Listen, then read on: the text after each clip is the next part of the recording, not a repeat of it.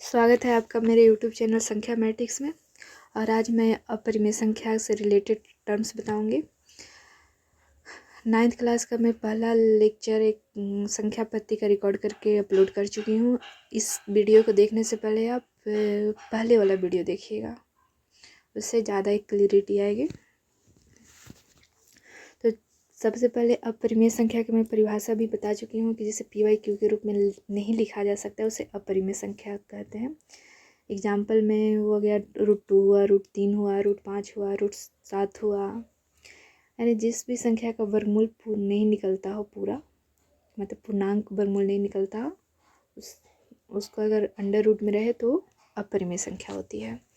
जैसे एक और दशमलव की बातें किया जाए तो 0.12343, यानी कि यहाँ पे लिमिट नहीं है, यहाँ पे कुछ भी संख्या होती है, यानी रिपीट ना रिपीट हो और नहीं कन्फर्म हो कि ये संख्या के बाद अब दशमलव में नहीं आएगा, तो सारे के सारे अपरिमेय संख्या कहलाते हैं।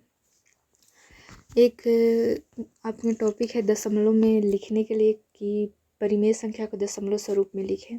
तो दशमलव में परिवर्तित करने के लिए कोई भी संख्या को, जैसे 10/3 है, 7/8 है, 1/7 है, तो इसको लिखने के लिए मैं 2-3 को एग्जाम्पल लेके आई हूँ, उसको मैं बता देती हूँ। बाकी जितनी भी संख्या है जो भी PYQ के रूप में हो, यानी कि जो भी परिमेय संख्या हो, उसको दशमलव में निकालने के लिए इसी विधि का यूज करिएगा। जैसे 10/3 है, उसको लिखना है दशमलव प्रसार में, तो 3 से डिवाइड करते हैं 10 को, तो 3 तिहाई 9, 1 बचा। फिर अगर आगे इसका दशमलव में देंगे तो यहाँ पे 0 लगाएंगे, 9 10, यानी कि इसमें जब जब देख रहे हैं तो हर बार शेष 1 आ रहा है। और फिर अगर आगे भी जब भी डिवाइड करिएगा तो 3 तिहाई 9, यहाँ भी फिर 3 लिखा सकता है, फिर यहाँ 9, फिर यहाँ पे 0, यानी हर बार शेष क्या आ रहा है, 1 आ रहा है। हर बार शेष 1 आ रहा है और हर बार भागफल 3 आ रहा है, यानी कि यहाँ पे भागफल में 3.3333, आप अनगिनत बार लिख सकते हैं 3, लेकिन हाँ ये है कि 3 ही आ रहा है हर बार।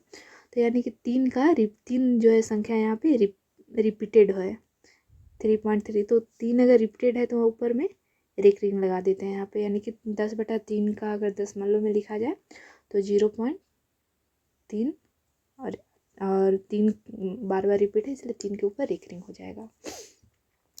इसे आवर्ती रिपीटेड दशमलव कहते हैं। अब जैसे 7/8 है, तो 7/8 का तो अगर भागा देते हैं तो पूरे तरीके से शेष यहाँ पे 0 आ जाती है, 0.875 होने पर।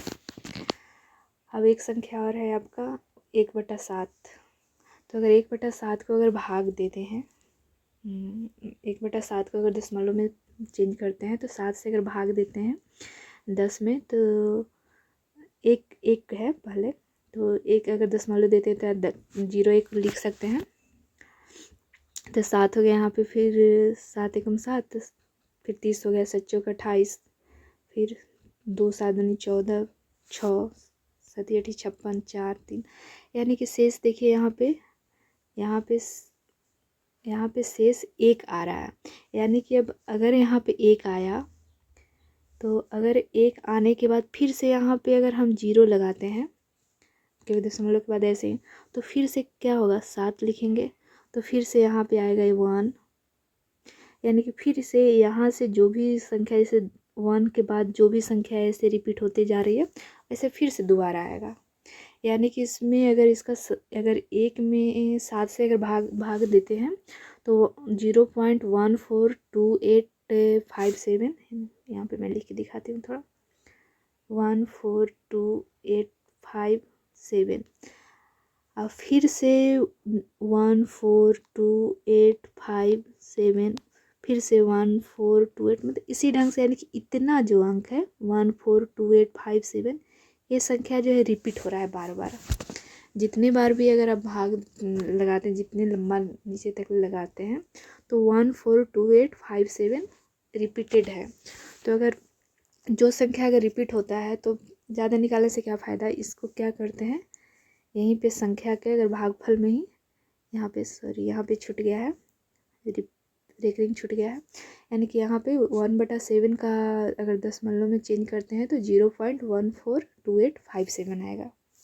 और बार बार ये रिपीट संख्या है, इसलिए इसके ऊपर रेकरिंग लगा देते हैं। ठीक है, इस आधार पर आप अपने से कोई भी बुक से, जो भी आप बुक पढ़ते हो, चाहे एनसीईआरटी पढ़ते हो, चाहे जो भी बुक पढ़ते हो, कोई भी बुक से 2-4 एग्जाम्पल लेके आप अपने से बना के देख लीजिएगा तो ज़्यादा बेहतर होगा, ताकि क्लियरिटी आ जाएगी। अब आगे देखिए,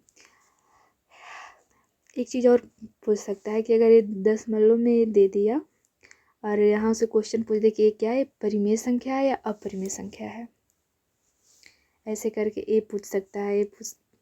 यहाँ पे ये पूछ सकता है कि क्या ये दशमलव, ये जो डेसिमल में दिए हुए हैं, क्या ये परिमेय संख्या है। तो ऑफकोर्स है, क्योंकि अगर इसे p/q के रूप में तो लिखा जाता है। जो भी संख्या को p/ यानी अंश और हर के रूप में लिखा जाए, जहाँ जो हर हो वो 0 ना हो, यानी q 0 ना हो, उसे परिमेय संख्या कहते हैं। यानी कि जो भी दशमलव संख्या को अगर p/q के रूप में लिखा जा सकता है, उसे परिमेय संख्या कहते हैं। यानी ये तीनों के तीनों क्या है, 10/3, 7/8, 1/7, सारे के सारे परिमेय संख्या हैं। अब देखिए, एक आप लोग के बुक में है प्रूफ करना, पहले एक ये है, दिखाइए कि ये जो संख्या है, एनसीईआरटी का क्वेश्चन है कि दिखाइए कि 3.14267 एक परिमेय संख्या है। ठीक है, तो अगर परिमेय संख्या के दिखाने के लिए कह रहा है, यानी p/q के रूप में लिखने के लिए कह रहा है, तो कोई भी दशमलव को अगर आप p/ जो रिपीटिंग हो उसको भी लिख सकते हैं। ये तो शांत ही है, ये तो पूरा ये ऊपर में जो हम बताए हैं ना 7/8 उसके जैसा है। तो इसको अगर कोई भी संख्या को, दशमलव को अगर भिन्न में बदलने के लिए क्या करते हैं, दशमलव के बाद जितने भी शून्य हो, दशमलव के बाद जितने भी अंक हो उतने नीचे में शून्य लगा देते हैं। तो कितना शून्य, 2 2 4 2 6, यानी कि 1 2 3 4 5, सॉरी यहाँ पे एक शून्य छूट गया है। यानी कि 3.14267 का अगर भिन्न में चेंज करते हैं तो 314 26 78/1/6 शून्य होगा। जैसे अगर और मान लें कि 3.1 है तो इसे क्या लिखते हैं, 31/10 लिखते हैं, क्योंकि दशमलव के बाद एक डिजिट है तो ऊपर में नीचे में 10।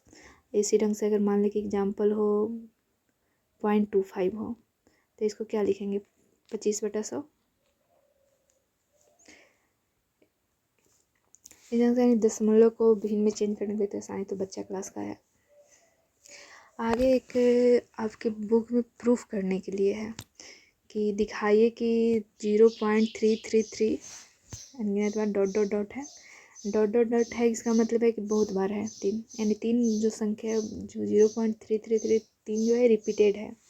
तो या तो इसको इस रूप में लिख दे आपको 0.3333, या तो इस रूप में दे दे कि 0.3 रेकरिंग को p/q के रूप में व्यक्त किया जा सकता है, दिखाना है, यानी कि प्रूफ करना है, जहाँ q नॉट इक्वल टू 0 हो।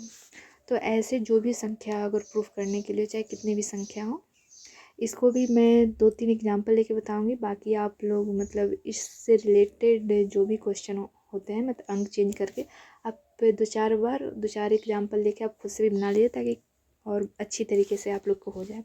इसमें एक बात सिर्फ ध्यान रखना है कि अगर जितने दशमलव के बाद अगर जितने अंक पर रेकरिंग होता है, अगर 1 अंक पर रेकरिंग हो तो 10 से गुना किया जाता है यहाँ पे।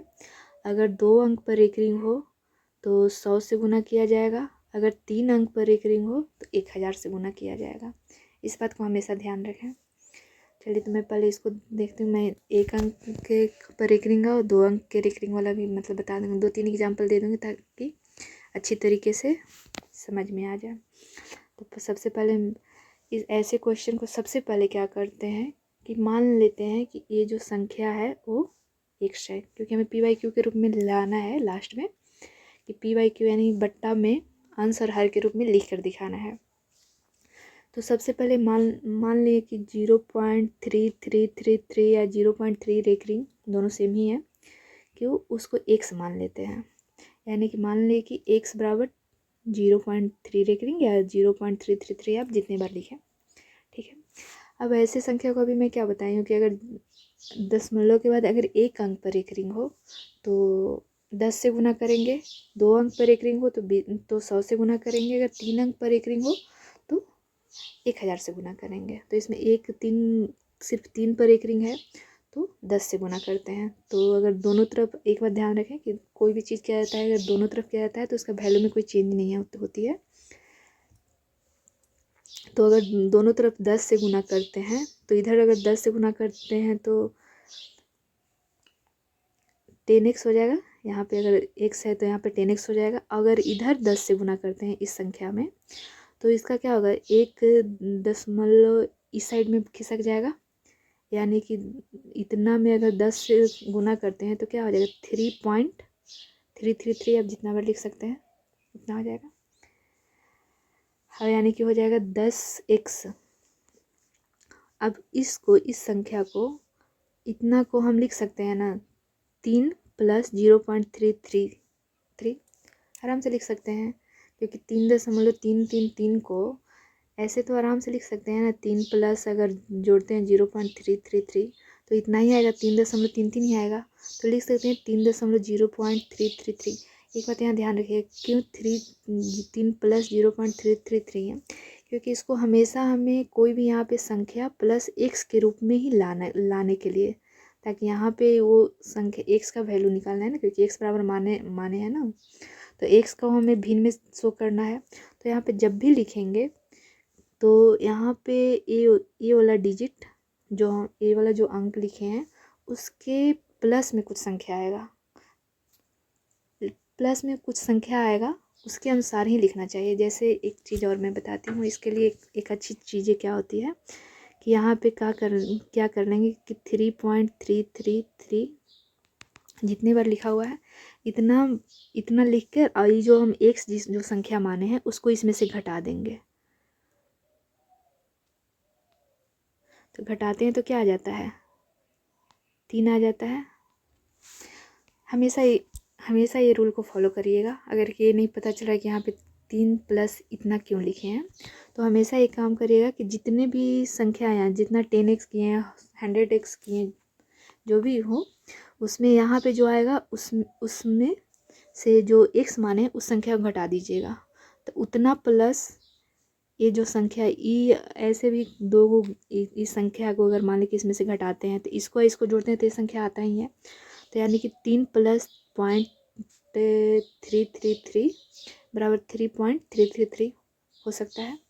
चलिए यहाँ पे तब इसको, अगर 10x बराबर 3 + 0.333 है तो इसको एक काम और कर सकते हैं कि इसको 3 प्लस इसको x माने हैं ऊपर में, देखिए x बराबर माने हैं इतना, तो इसको लिख सकते हैं ना 3 + x।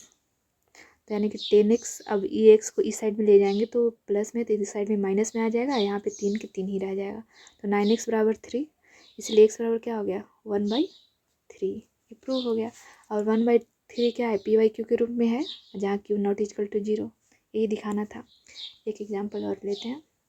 अब देखिए यहाँ पे क्वेश्चन है कि 0.23535353।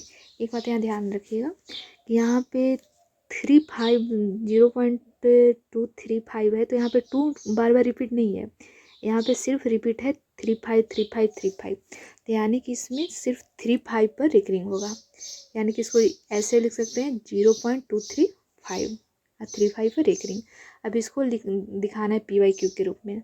यहाँ पे सबसे पहले तो x मान लेंगे कि x बराबर 0.235 रिकरिंग, या तो इसको ऐसे भी लिख सकते हैं 0.233535 बहुत बार है, लिख सकते हैं। और एक बात ध्यान रखिए कि 2 अंकों की पुनरावृत्ति है, यानी कि 3 5 दोनों पर एक रिंग है, तो जब भी 2 अंकों की पुनरावृत्ति हो तो उसे में 100 से गुना करते हैं, ये पहले ही भी बताई हूँ। तो यहाँ पे 100x हो जाएगा, 100x 100 से अगर दोनों तरफ गुना करते हैं तो यहाँ 100x है, यहाँ पे अगर 100 से गुना करते हैं इसमें तो आ जाएगा 23 आ जाएगा, क्योंकि 0.2 अंक पीछे में खिसकेगा तो यानी कि पहले है 0.235, तो अब हो जाएगा 23.5353, 23.5353। ठीक है। अब इसने और एक ऊपर में मैं बताई थी कि अब इसको हमें कोई भी संख्या प्लस एक्स के रूप में, यानी जो एक्स माने हैं यहाँ पे, इसके रूप में लिखना है। तो क्या करेंगे, जो यहाँ पे आया है ये संख्या, उतना में से जो एक्स माने हैं उसको घटा देंगे। तो 23.535353 जितनी बार आप लिख सकते हैं, उसमें से माने कितना है, एक्स बराबर 0.35, यानी 0.35। इसको अगर एक्सपेंशन करें, बड़ा करते हैं, तो इसको लिख सकते हैं ना 0.2353535। उस से यहाँ पे 0.235 इसको में से घटा लेते हैं, तो यहाँ पे आता है 23.3। तो यानी कि अब यहाँ पे मिनट से घटाते हैं। अब यहाँ देखिए 100x बराबर 23.3। अब इसको 100x बराबर लिख सकते हैं, इतना को यहाँ से लिख सकते हैं ना 23.3 प्लस ये वाला 0.23535, आराम से लिख सकते हैं। अब इसको अब इतना हम क्या माने हैं, ये जो इतना को हम x ऑलरेडी ऊपर में माने हुए हैं, तो 100x बराबर 23.3 प्लस x। अगर x ही साइड में जाएगा तो 99, और घट जाए 100 में से x जाएगा तो 99x बराबर 23.3। इसलिए x बराबर क्या हो जाएगा, 233/99, और ऊपर का एक दशमलव हटेगा ये वाला, तो यहाँ पे 10, यानी कि 990। ये भी एक संख्या p/q के रूप में है।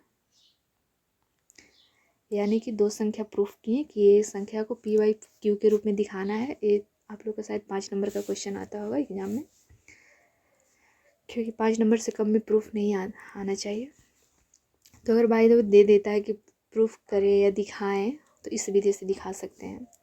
एक और एग्जाम्पल मैं ली हूँ, जैसे इसमें है कि 1.272727 को p/q के रूप में दिखाएं, ये क्वेश्चन है।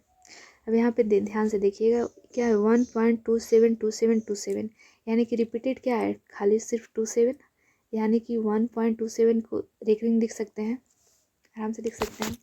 अब यहाँ पे एक बात और ध्यान दें कि यहाँ पे क्या है, 2 अंक पर रेकरिंग है, 2 अंक रिपीट हो रहा है। तो जब भी 2 अंक रिपीट हो तो 100 से गुना करते हैं, तो इधर हो जाएगा 100x। अगर इसमें 100 से गुना करते हैं तो 127.2 अंक इधर खिसकेगा, तो 127.2727 डॉट डॉट।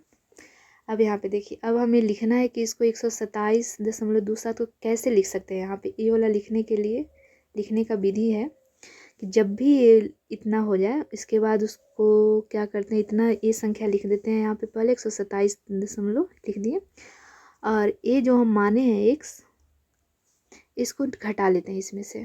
तो जैसे 1.27 घटाते हैं तो एक यहाँ क्या आ जाता है, 126 आ जाता है। यानी कि यहाँ पे लिख सकते हैं 127.2727 को लिख सकते हैं 126 प्लस 1.272727, आराम से लिख सकते हैं। और उसके बराबर इतना को हम ऑलरेडी माने हैं, क्या x माने हैं, इतना बराबर x, तो 126 प्लस x, अगर इस साइड में जाएगा तो 99x, और यहाँ पे 126, यानी कि x बराबर क्या होगा, 126/99। अगर काटते हैं 9 से तो 11 9 99, या 9 26 से, ठीक है, यानी 14/11 ये भी p/q के रूप में आ गया। यानी कि अगर कोई भी संख्या को डेसिमल संख्या को, अगर दशमलव संख्या को अगर प्रूफ करने के लिए कहेगा, दिखाने के लिए कहेगा p/q के रूप में, तो आप इस विधि से दिखा सकते हैं। सिर्फ ये ध्यान रखेंगे, x मानेंगे, मानने के बाद अगर 1 अंक पर रेकरिंग है तो 10 से गुना, अगर 2 अंक पर रेकरिंग है तो 100 से गुना दोनों तरफ करेंगे, अगर 3 अंक पर रेकरिंग है तो 1000 से गुना करेंगे। 1000 से गुना करने के बाद यहाँ पे लिखने के लिए जितने भी, अगर गुना करने के बाद जितना आता है उतने में से x जो माने हैं उसको घटा लेंगे, और घटाने के बाद नीचे जो शेष आएगा, शेषफल प्लस ये वाला संख्या जोड़ देते हैं तो वो ला ही जाता है।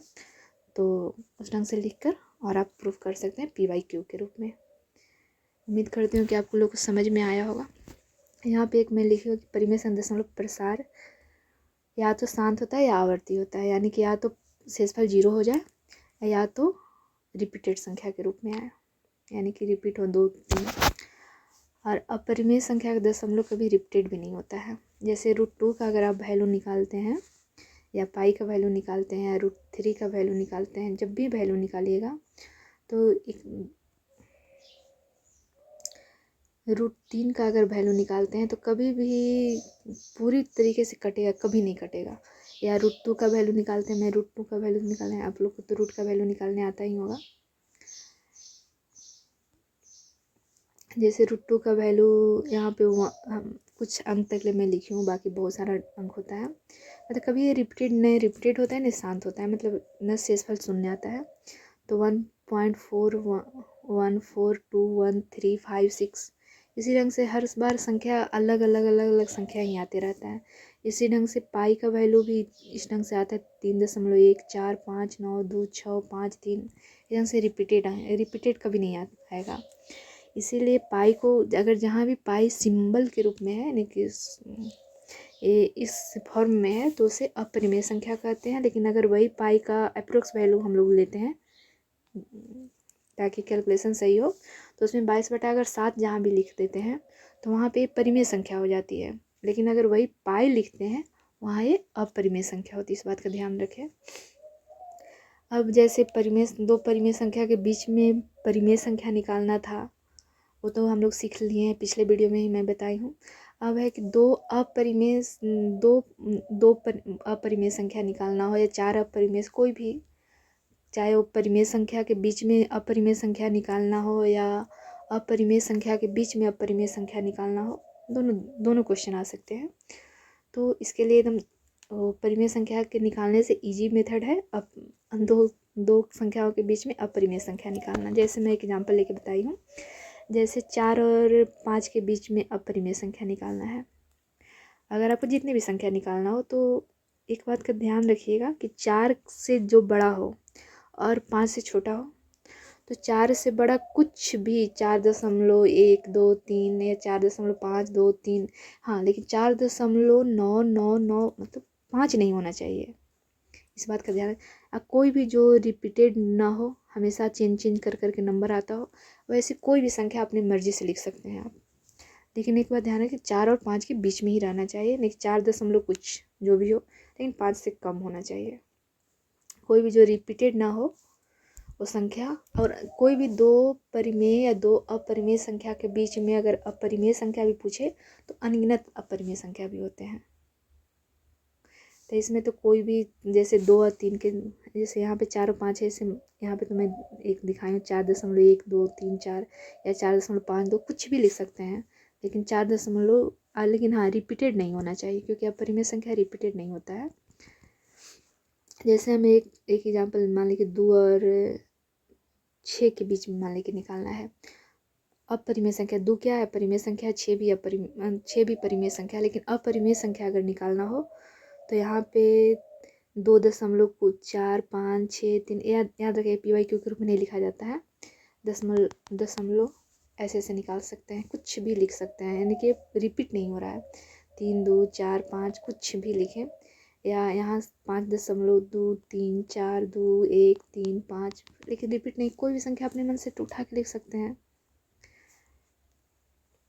एक और क्वेश्चन है कि दो अपरिमेय संख्या के बीच में ही अगर अपरिमेय संख्या निकालने के लिए कह दे, जैसे √2 और √3 के बीच में अपरिमेय संख्या निकालें, तो एक बात ध्यान रखिए, √2 और √3 के बीच में अगर रहें तो अपरिमेय संख्या जनरली दशमलव में निकालना आसान होता है, आराम से कुछ भी लिख सकते हैं दशमलव के बाद, लेकिन ध्यान रखिए दोनों के बीच में ही हो। जैसे तो √2 है अपरिमेय संख्या, तो √2 का वैल्यू होता है 1.414 और डॉट डॉट बहुत सारे संख्या आते हैं। इस वजह से √3 के बीच में √3 का वैल्यू होता है 1.732। अब एक बात ध्यान कि 1.4 एंड 1.7, यहाँ पे एक डिजिट में ले रही हूँ, ये दोनों के बीच में जितने भी संख्या आएगा वो सबको अपरिमेय, दोनों के बीच में, हाँ, लेकिन रेकरिंग नहीं होना चाहिए, नहीं रिपीटेड नहीं होना चाहिए। कोई भी संख्या लें वो इन दोनों के बीच में ही रहेगा। जैसे 1.4 6 3 2 4 रिपीटिंग नहीं है, चेंज होते